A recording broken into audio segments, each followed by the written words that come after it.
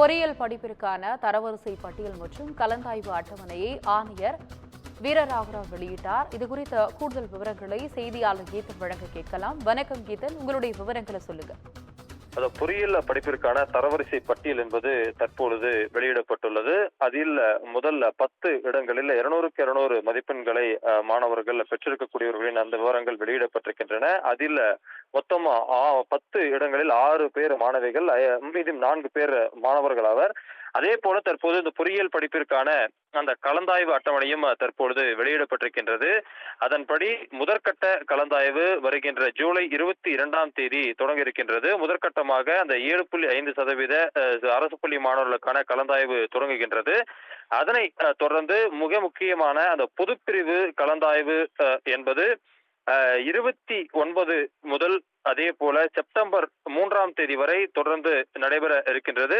அதாவது குறிப்பாக இந்த பொறியியல் படிப்பிற்கான அந்த பொதுப்பிரிவு கலந்தாய்வு தான் மிக அதிக அளவில் மாணவர்கள் பங்கேற்பார்கள். அது வருகின்ற ஜூலை 29ஆம் தேதி தொடங்கி செப்டம்பர் 3ஆம் தேதி வரை நடைபெற இருக்கின்றது. அதனை தொடர்ந்து துணை கலந்தாய்வு என்பது செப்டம்பர் 6 முதல் 8ஆம் தேதி வரை நடைபெறும் என்று தற்பொழுது இந்த பொறியியல் மாணவர் சேர்க்கைக்கான தொழில்நுட்ப கல்வி இயக்குநரகம் தற்பொழுது தெரிவித்திருக்கின்றது. இந்த ஆண்டை பொறுத்தவரை இந்த விண்ணப்பம் செய்த மாணவர்களின் எண்ணிக்கை என்பது 2,53,000 ஆகும். அதில் இந்த தகுதி வாய்ந்த விண்ணப்பதாரர்களை பொறுத்தவரை இந்த பொது பிரிவினர் 1,97,000 பேரும், தொழிற்கல்வி மாணவர்கள் 2,267 பேர் என மொத்தம் 2,50,000 மாணவர்கள் மொத்தமாக விண்ணப்பித்திருக்கின்றார்கள்.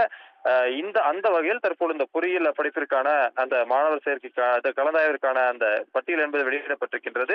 அதே போல இந்த பொறியியல் படிப்பிற்கான அரசு பள்ளி மாணவர்களுக்கான அந்த 7.5% இடஒதுக்கீட்டில் முதல் 10 இடங்களை பிடித்த மாணவர்களுக்கான அந்த விவரங்களும் தற்போது வெளியிடப்பட்டிருக்கின்றன.